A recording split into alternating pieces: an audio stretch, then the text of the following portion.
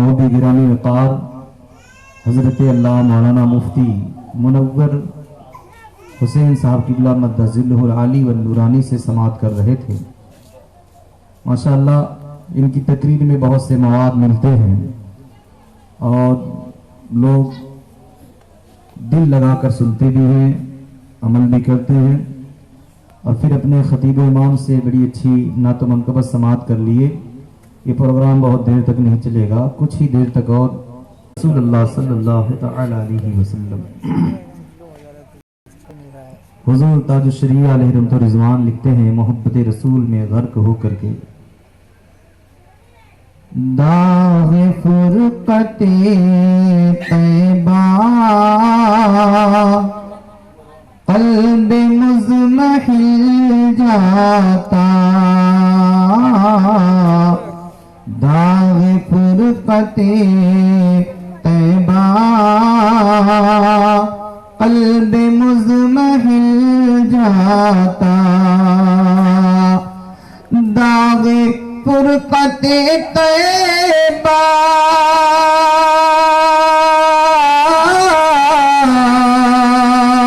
قلب مزمحل جاتا، قلب مزمحل جاتا، کاش گنبد خضرا دیکھنے کو مل جاتا، کاش گنبد خضرا دیکھنے کو مل جاتا، میرا دم نکل جاتا ان کے آستانے پر، میرا دم نکل جاتا ان کے آستانے پر، میرا دم نکل جاتا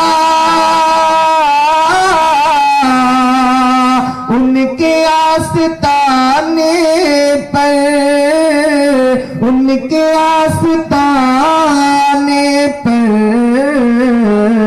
ان کے آستانے کی خاک میں مل جاتا، ان کے آستانے کی خاک میں مل جاتا۔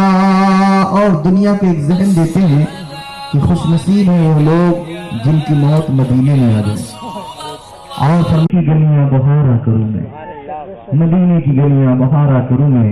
حضور تاج الشریعہ لکھتے ہیں موت لے کے آ جاتی زندگی مدینے میں، موت لے کے آ جاتی زندگی مدینے میں، کہ موت لے کے زندگی مدینے میں، زندگی مدینے میں، موت سے گلے لگ کر زندگی میں مل جاتا، موت سے گلے لگ کر زندگی میں مل جاتا، کاش گنبد خضرا دیکھنے کو مل جاتا۔ ایک شعر اور سماعت کرنا کیونکہ حضور تاج الشریعہ کا یہ شعر اور اس کلام میں جتنے اشعار ہیں سب بہت ہی پسندیدہ اور بڑے عشق میں ڈوبے ہوئے اشعار ہیں۔ لکھتے ہیں کہ ایک محب کو محبوب کی جدائی میں جو غم ہوتا ہے، محبوب کے ہجر کا جو غم ہوتا ہے، محبوب کے دور جانے کا جو غم ہوتا ہے، وہ کتنا بڑا غم ہوتا ہے۔ حضور تاج الشریعہ فرماتے ہیں کہ فرقت مدینہ نے وہ دیے ہمیں صدمے فرقت مدینہ نے، وہ دیے ہمیں صدمے کہ فرقت مدینہ نے، وہ دیے ہمیں صدمے، وہ دیے ہمیں صدمے، کو پر اگر پڑتے کو بھی پگھل جاتا، کو پر اگر پڑتے کو بھی پگھل جاتا، کاش گنبدے خضرا دیکھنے کو مل جاتا۔ درود پاک پڑھیں، اللہم صلی وسلم علی سیدنا شفیعنا حبیبنا مولانا محمد بارک وسلم، صلاۃ و سلام علیک یا رسول اللہ صلی اللہ علیہ وآلہ وسلم۔ محترم حضرات، جیسا کہ آپ تمامی حضرات کو معلوم ہے کہ یہ محفل میلاد پاک برکت حاصل کرنے کے لیے، رحمتیں حاصل کرنے کے لیے اور مقاصد کی تکمیل کے لیے رچائی بسائی گئی ہے، اور جو مقصد ہے وہ آپ جانتے ہی ہیں کہ شادی ہے، نکاح ہے۔ عالی جناب ڈاکٹر شمس رضا صاحب کے پھوپھی کا نکاح ہونے والا ہے، ڈاکٹر اقبال صاحب کے بہن کا نکاح ہونے والا ہے۔ نکاح کے بارے میں ہمیشہ آپ حضرات کچھ نہ کچھ تقریریں، معلوماتی گفتگو سماعت کرتے رہتے ہیں۔ نکاح ہمارے اور آپ کے پوری کائنات کے آقا حضور احمد مجتبی محمد مصطفیٰ صلی اللہ علیہ وسلم کی سنت مبارکہ ہے، اور یہ محفل میلاد پاک بھی ہم نبی کی محبت میں قائم کرتے ہیں۔ کیوں؟ کسی بھی اہل ایمان کے گھر پہ محفل میلاد جب بھی سجایا جاتا ہے تو یا تو شادی ہے، یا ختنہ ہے، یا عقیقہ ہے، یا ولیمہ ہے، یا نیا مکان بن گیا، کوئی خوشی میسر ہوئی، کسی کا انتقال ہو گیا، تیجا ہے، 20واں ہے، 40واں ہے، ہم نبی کی محفل کرتے ہیں۔ جانتے ہیں کیوں؟ اعلیٰ حضرت عظیم البرکت مجدد دین و ملت امام عشق و محبت نے نعتیہ کلام میں لکھا ہے، ہوتے کہاں خلیل و بنا کعب و منا، لولاک والے صاحبی سب تیرے گھر کی ہے۔ اور اللہ بھی فرما رہا ہے، اللہ بھی فرما رہا وَأَمَّا بِنِعْمَةِ رَبِّكَ فَحَدِّثْ، اپنے رب کی نعمت کا خوب خوب چرچا کرو، خوب خوب چرچا کرو۔ یہ 30ویں پارے میں، اور اللہ سورۃ توبہ میں فرماتا ہے ان تعدوا نعمت اللہ لا تحصوها، کہ اگر تم اللہ کی نعمتوں کو گننا چاہو، شمار کرنا چاہو تو گن نہیں سکتے ہو، شمار نہیں کر سکتے، اپنے اندازے میں نہیں لا سکتے کہ اللہ کی نعمتیں کتنی ہیں۔ جب اللہ کی نعمتیں ہم گن نہیں سکتے تو اس کا شکریہ بھی ادا نہیں کر پائیں گے۔ کما حق ہم کہاں شکریہ ادا کر پائیں گے جب اللہ نے اتنی نعمتیں ہمیں دی ہیں کہ ہم ان کو گن نہیں سکتے، ان کو ہم تعداد میں نہیں لا سکتے، تو ہم اس کا شکریہ بھی ادا نہیں کر سکتے۔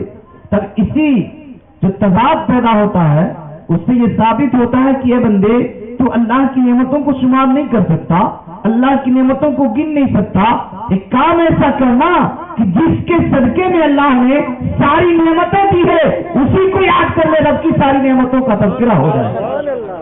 اب اللہ نے کون سی نعمت دی ہے؟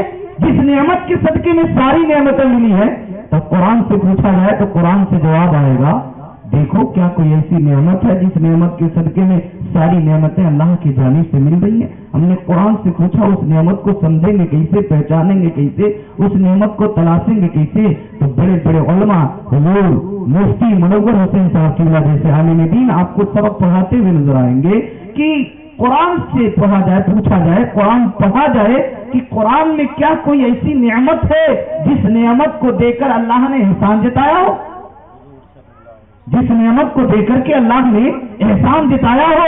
قرآن سے پوچھیں گے تو قرآن کہے گا ہاں، ایک ایسی نعمت ہے جس نعمت کو دے کر اللہ نے احسان جتایا تو علماء تشریف فرماتے ہیں جس نعمت کو دے کر اللہ نے احسان جتایا سمجھ لو وہی ساری نعمتوں کی جان ہے. اب قرآن جب پڑھتے ہیں تو قرآن سے آواز آتی ہے لقد من اللہ علی المؤمنین اذ بعث فیہم رسولا. تحقیق کی اللہ نے مومنوں پہ احسان کیا کہ ان میں اپنے محبوب کو بھیج دیا ہے.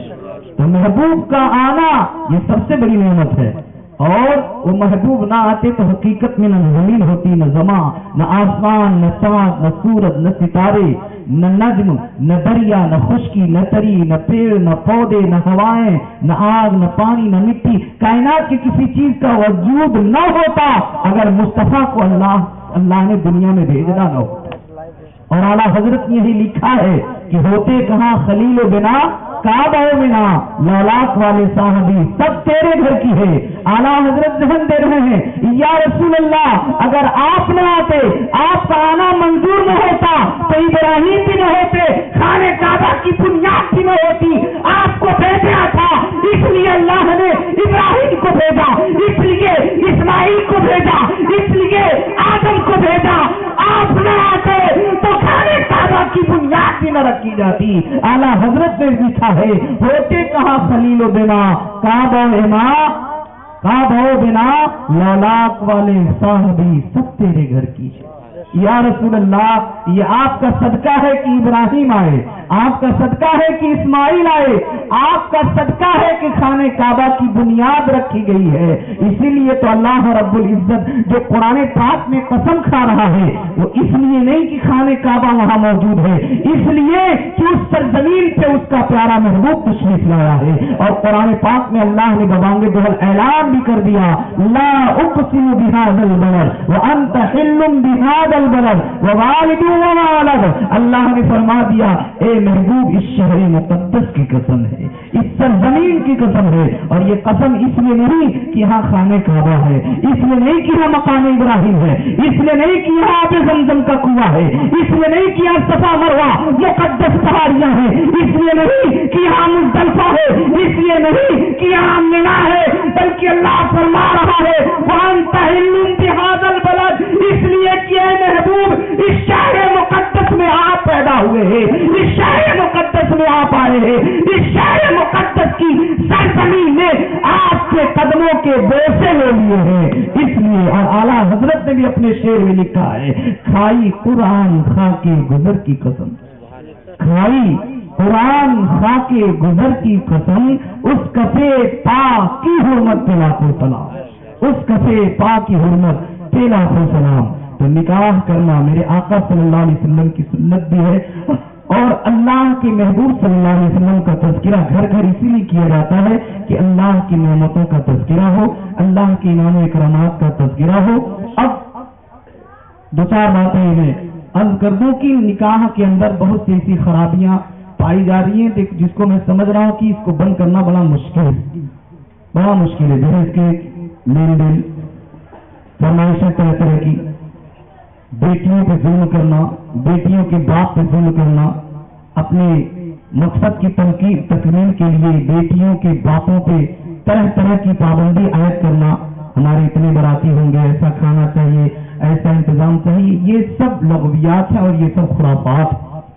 اللہ ان خرافات سے ہم مسلمانوں کو محفوظ و معمول فرمائے. ہمارے آقا صلی اللہ علیہ وسلم کے پیارے غلاموں کی زندگی دیکھا جائے، صحابہ کی زندگیوں کو دیکھیں کہ ان کی شادیاں، ان کے نکاح کتنے سادگی سے ہوتے تھے. اور آج ہمارے ہاں اس طرح سے خرافات ہو چکے ہیں، کس طرح سے فسادات ہم کر رہے ہیں، اور بہت سی ایسی چیزیں ہم نے اپنے شادیوں میں، نکاح خانوں میں ایسی ایسی چیزیں ہم نے پیدا کر دی ہیں کہ اللہ اکبر، ایک عجیب سما، عجیب کیفیت میں ہم کھو جاتے ہیں کہ جہاں شادیوں میں عورتوں کا بے پردہ ہونا، بچیوں کا بے پردہ گھومنا. حال کیا ہے ہمارے معاشرے میں، ہمارے بڑے بڑے تقریبات میں، ہماری محفلوں میں مردوں سے زیادہ بن ٹھن کے عورتوں کا آنا، بے پردہ مردوں میں گھومنا، بے پردہ نوجوانوں میں گھومنا، ہنسی مذاق کی محفلیں قائم کرنا، یہ سب حرام ہے، یہ سب حرام ہے. اور ہر کوئی سمجھتا ہے یہ غلط ہے، پھر بھی وہ اپنے گھر کی عورتوں کو پابندی نہیں لگا پاتا. जगह जगह पाबंदी तो लग रही, लेकिन ऐसी महफिलों में जैसे शादी है, खतना है, अकीका है, वलीमा, इन सब महफिलों में आखिर हम पाबंदी क्यों नहीं लगा रहे हैं? और ये समझ लीजिए कि इस्लाम ने जो कानून दिया है पर्दे का, ये औरतों को कैद नहीं किया है, बल्कि औरतों को पर्दे का कानून दे करके औरतों की इज्जत की हिफाजत कर दिया है, औरतों की इज्जत की हिफाजत कर दिया है, औरतों की इज्जत की हिफाजत कर दिया है, औरत के तहजीब और तमद्दुन की हिफाजत कर दिया है। आप देखिए, जो लोग एतराज करते थे, ये औरतों को पर्दे में रख दिया गया, औरतों को कैद कर दिया गया।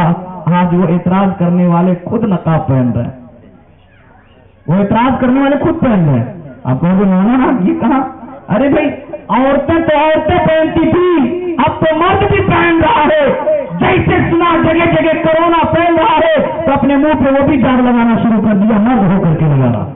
अभी तो इस्लाम ने भी इतना बेहतर कानून दिया कि औरतें अगर नकाब लगा रही है तो जाग लगाने की जरूरत नहीं, कम से कम कोरोना से बची रहेंगी।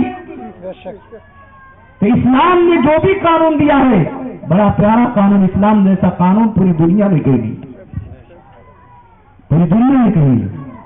एक साहब इसी तरह इतराज कर बैठे, मौलाना साहब आप ये बताइए, इस्लाम में कानून है पर्दे का, तो इस्लाम ने तो औरतों को पर्दे का कानून देकर के उनको बंद कर दिया, कैद कर दिया। हमने कहा देखिए आपके दिमाग में ये बात नहीं आ रही है, क्यों? हमने कहा एक साफ साफ बात बताइए कि आपके घर में लोटा बकेट वगैरह है? बोले मौलाना साहब ये भी कोई बात है, ये किस घर में लोटा बकेट नहीं मिलेगा? हमने कहा है कि नहीं? मौलाना आप भी एकदम बेवकूफों जैसी बात करते हैं, लोटा बकेट कहाँ नहीं मिलेगा, हर घर में मिलेगा। हमने कहा अच्छा बताइए रखते कहाँ हैं? तिजोरी में छुपा के रखते हैं, अलमारी में पैक करके रखते हैं या कहीं और? कहते नहीं भाई लोटा बकेट वगैरह ये तो हर रोज रोजेमर्रा सुबह शाम दोपहर हर वक्त काम आने वाले बर्तन हैं, तो उसको ऐसी जगह रखा जाता है जिसको भी इस्तेमाल की जरूरत पड़े ले और इस्तेमाल कर ले। हमने कहा उसको तिजोरी में रहते? बोले नहीं। हमने कहा बताइए कि आपके घर में जेवर वगैरह है? कहा मौलाना कहीं अंदर से चोर तो नहीं दिखाई दे रहे हो, हमारे जेवर का पता क्यों पूछ रहे हो? हमने कहा भी पूछ रहे हैं जेवर आपके यहाँ है कि नहीं है? बोला है। तो हमने कहा रखते कहाँ? बोला नहीं बताएंगे। हमने कहा क्यों? हमें डर लग रहा, हम जेवर कहाँ रखते हैं आपको क्यों बताएं? हमने नहीं बताई जेवर है ना? बोले हाँ जेवर बहुत है। रखते कहाँ है? कहा नहीं ये बात नहीं। हमने कहा बताइए आखिर रखते कहाँ? तब जब बहुत ज्यादा हमने दबाव डाला कि रखते कहाँ है, तो कह रहे उसको हम तिजोरी में ऐसी जगह छुपा के रखते हैं कि हमारे फैमिली के अलावा कोई जानवर न करे कहाँ है। हमने कहा भाई और बकेट लोटा बाल्टी कहाँ रखते हैं? तो बोले वो तो जहाँ दिन करता वहां रखते। हमने कहा उस जेवर भी वहीं रख देना चाहिए जहाँ बकेट रखते हैं, जहाँ अपना लोटा रखते हैं, जहाँ अपना जग रखते हैं, जहाँ अपने गिलास अपने बर्तन रखते हैं, वहीं जेवर भी रख देना। बोले नहीं मौलाना क्या बात कर रहे हैं, अजी जेवर अगर हम बकेट और लोटे के साथ रखेंगे तो कोई भी आएगा वो चक्का उसको चुरा लेकर चला जाएगा, इसलिए हम उस जेवर को छुपा के रखते हैं और तिजोरी में बंद करके रखते हैं ताकि किसी की निगाह ना पड़े, कोई उसे चुरा ना पाए। हमने कहा एक सोने का जेवर है तो उसको लोगों के डर से, निगाहों के डर से छुपा के रखते हो, उस जेवर से कहीं ज्यादा बेहतर अल्लाह ने औरत को बनाया है। अगर औरत को हम उसी तरह खुले में रख देंगे तो हजारों निगाहें उसकी चोरी करने के लिए तैयार हो जाएंगी। तो इस्लाम का वो दुश्मन जिसको पर्दे से एतराज था उसने माना, तस्लीम किया। हाँ अब समझ में आया कि हाँ इस्लाम में जो पर्दे का कानून है वो औरतों को कैद नहीं किया बल्कि औरतों की इज्जत को हिफाजत की है, औरतों की इज्जत को बचा लिया है, औरतों की इज्जत को बचा लिया है, उनके मकाम और रुतबे की हिफाजत की। तो इस्लाम में जितने भी कानून हैं, हाँ बस दिक्कत ये है कि हम उस पर अमल नहीं कर रहे। जैसे कुछ ही दिन पहले हमने अखबार में पढ़ा कि पड़ौना की सरजमीन पे रेलवे स्टेशन के बगल में एक शिविर लगा डॉक्टरों का, बड़े बड़े डॉक्टर आए थे, उसमें एक मुस्लिम भी डॉक्टर थे, वही सब चेक वगैरह कर रहे थे कहीं कोरोना का वायरस किसी के अंदर तो नहीं गया, कोई उस तरह का मरीज तो नहीं है। तो उसमें मैंने देखा एक डॉक्टर साहब ने अपना बड़ा अच्छा एक अपना फार्मूला दिया था लोगों को, बताया था देखिए कोरोना से बचने के लिए हमें क्या क्या करना चाहिए। तो हमें बहुत ये बात अच्छी लगी और मैं जब से उसको पढ़ा तब से कई जगह मैं तकरीरों में बयान भी किया। और यहाँ तो माशाअल्लाह कई डॉक्टर हैं इस घर में और ये लोग तो जानते हैं उस बात को। जैसे कि उसमें ये बात उन्होंने लिखा था, डॉक्टर साहब ने जो अपना रिसर्च पेश किया था, उन्होंने कहा देखिए कोरोना से बचने के लिए हर आदमी को कम से कम दिन में 5 बार अपना हाथ पैर में धो लेना चाहिए, ये कर लेना चाहिए। डॉक्टर ने अपना रिसर्च बयान किया कि दिन में कम से कम 3-4 बार उसको अपने मुंह में कोई लिक्विड जरूर ले लेना चाहिए। चलिए ये भी बहुत अच्छी। और देखिए अब तो मोबाइलों में सरकार की तरफ से रिंगटोन, उसमें क्या कहते हैं, काला टोन कहते हैं, जब फोन करते हैं किसी को तो जो आवाज सुनाई देती है काला टोन, तो उसमें अब वही प्रचार ही चल रहा है कोरोना का कि छींक आए तो दस्ती रुमाल लगा लो, कुछ बंद कर लो, अपने नाक को उससे दूर हट जाइए या करीबी किसी अस्पताल में चले जाइए। जैसे मैं ये सब बातें सुना तो आज नहीं बल्कि आज से 1450 साल पहले जो हमारे पैगंबर ने फरमा दिया वो आज का डॉक्टर अपना रिसर्च पेश कर रहा है। अजी जिस तरह डॉक्टर ने कहा कि दिन में कम से कम 5 बार अपने हाथ पैर मुंह को धुले कोरोना से बचने के लिए, ये कानून तो इस्लाम ने दिया है कि 5 वक्त नमाज पढ़ोगे, 5 वक्त वजू करोगे, तुम्हारा चेहरा भी धुला जाएगा, तुम्हारे हाथ भी धुले जाएंगे, तुम्हारे पैर भी धुले जाएंगे, और जब वजू करने के लिए कुल्ली करोगे तो 5 बार तुम्हारे मुंह में लिक्विड भी चला जाएगा। और हमारे पैगंबर सल्लल्लाहु अलैहि वसल्लम ने बहुत पहले फरमाया था कि लोगों अगर आपको छींक आए तो कोई रुमाल वगैरह अपने मुंह पे लगा लिया करो, जोर से खांसी आ रही है तो कोई रुमाल वगैरह से अपने मुंह को छुपा लिया करो, ना कुछ मिले तो कम से कम अपना हाथ ही रख लिया करो अपने नाक और अपने मुंह पे। आज वो रिसर्च आज के डॉक्टर पेश कर रहे हैं जो रिसर्च हमारे पैगंबर सल्लल्लाहु अलैहि वसल्लम ने आज से 1450 साल पहले बता दिया था। ये और बात है कि मुसलमान उसको खुशी खुशी करता था और आज वायरस वाले मजबूरन कर रहे हैं, वायरस वाले उसको मजबूरन कर रहे हैं। तो इस्लाम में सारी खूबियां मौजूद हैं, बस हमारे नबी की सुन्नत पे अमल कर लिया जाए, फिर देखिए क्या क्या हमें खूबियां उसमें नजर आती है।